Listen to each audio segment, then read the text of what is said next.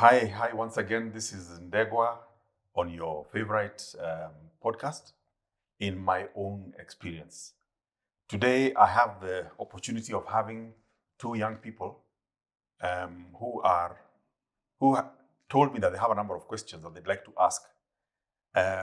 So even though this was going to be probably a presentation at a later time, they have insisted that they'd like to hear from me. And so I invited them to come and sit with me and ask me what it is that they want to hear from me in my own experience.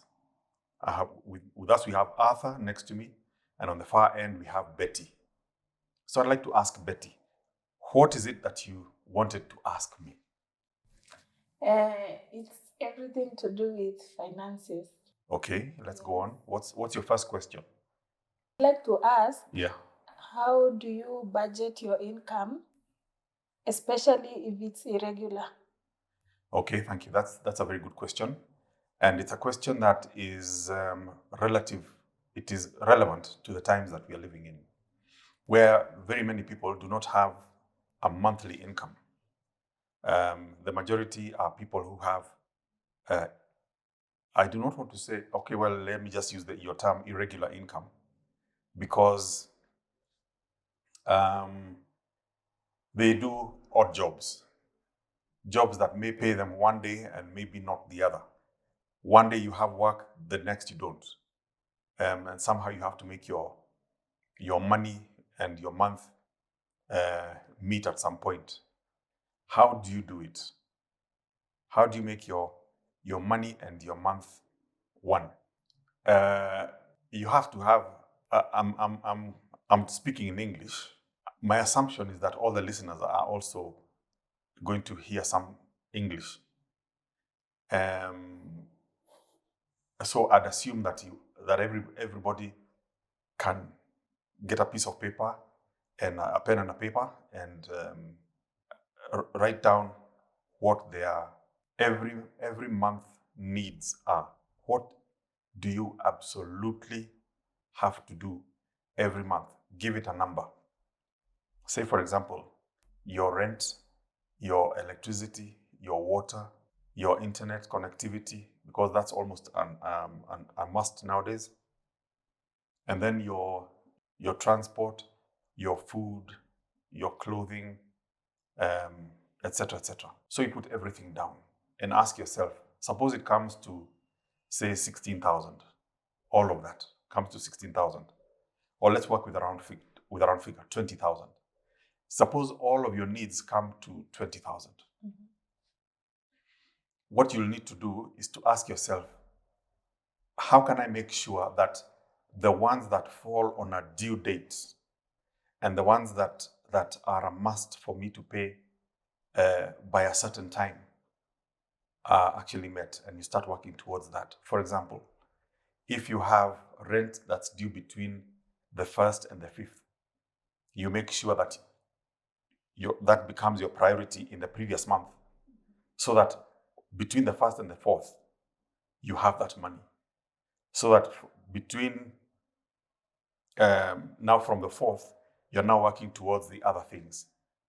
So it is easiest when you have a plan last month for next month.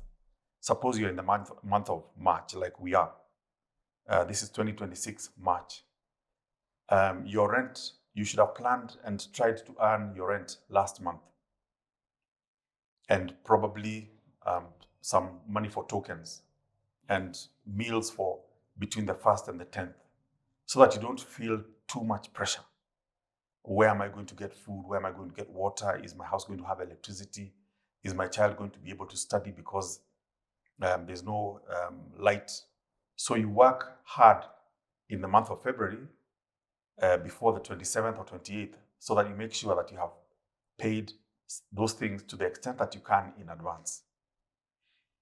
You can also enter into agreements with your landlord, so that you may not have the entire 7,000 shillings, for example, for your rent.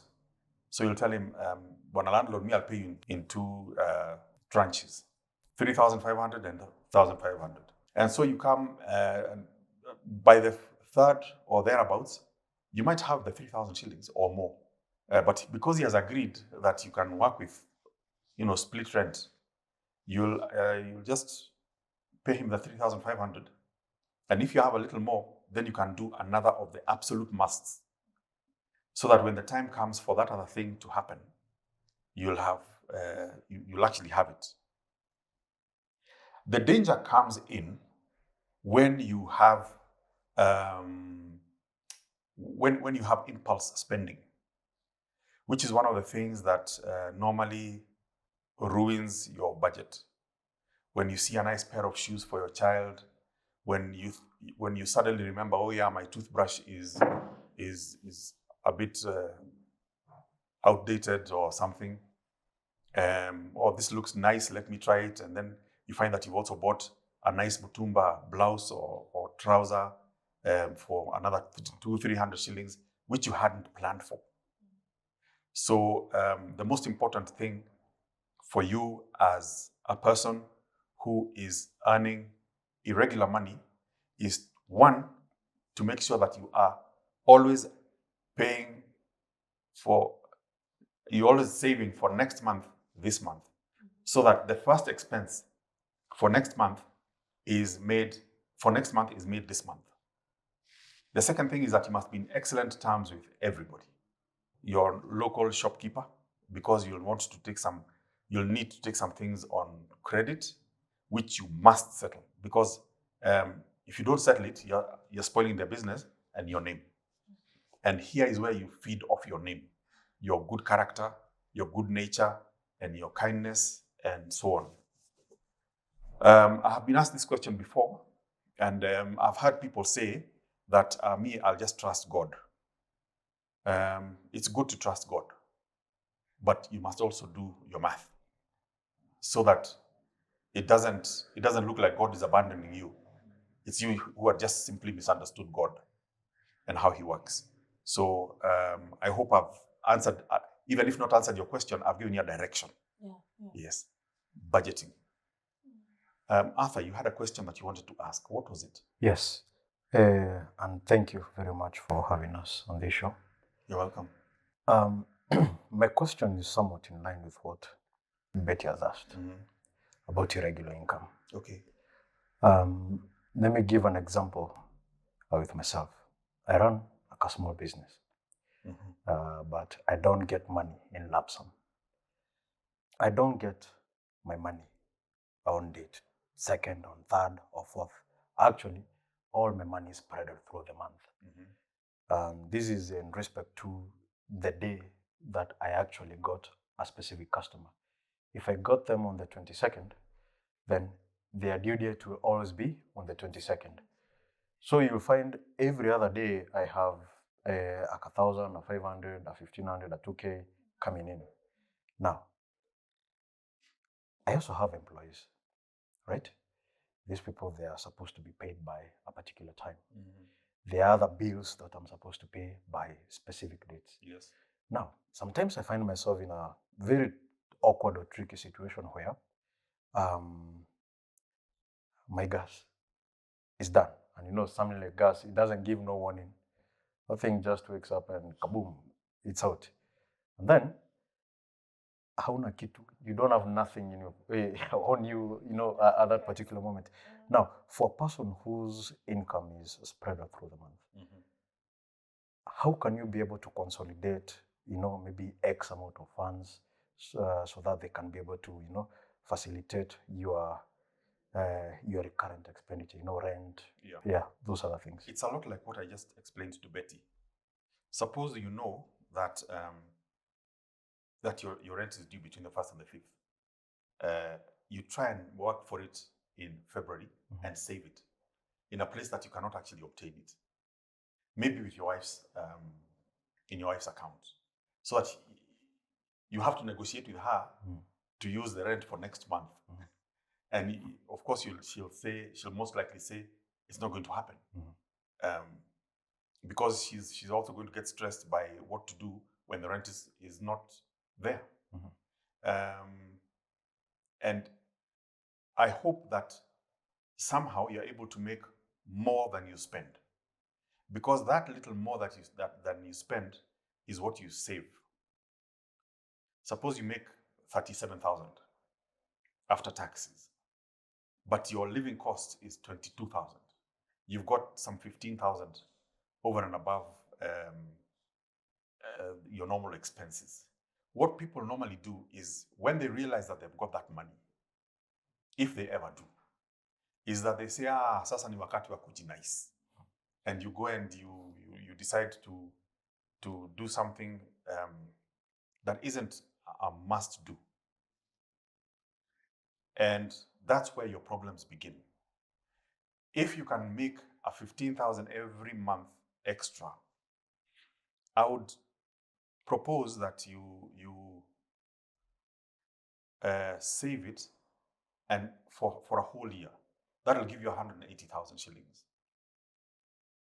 Don't save it in an account which isn't earning money for that money. It's not interest bearing. Save it somewhere where it's earning an interest. Because eventually, in 10 years, 180,000 earned in 10 years is 1.8 million. Now that's when you'll begin to see the results of your financial discipline. Your child is 1 year old now. 10 years from now, your child will be 11. But you'll have 1.8 million shillings, which is earning you a reasonable interest annually. Meaning that the 1.8 that you struggled so hard every month with a lot of discipline and care, that 1.8 is now going to pay for the child's schooling from the time that he's 11 or even 5 or 7 all the way through to university, just because you are disciplined enough to live on less than you earn and to live on a budget. I hope I've given you a direction, maybe not an answer, but I'd like to hear from the viewer. What is your thought? Just type it out on the comment section, and we'll be able to act on it. At this moment, let's take a small break so that we can drink a little water.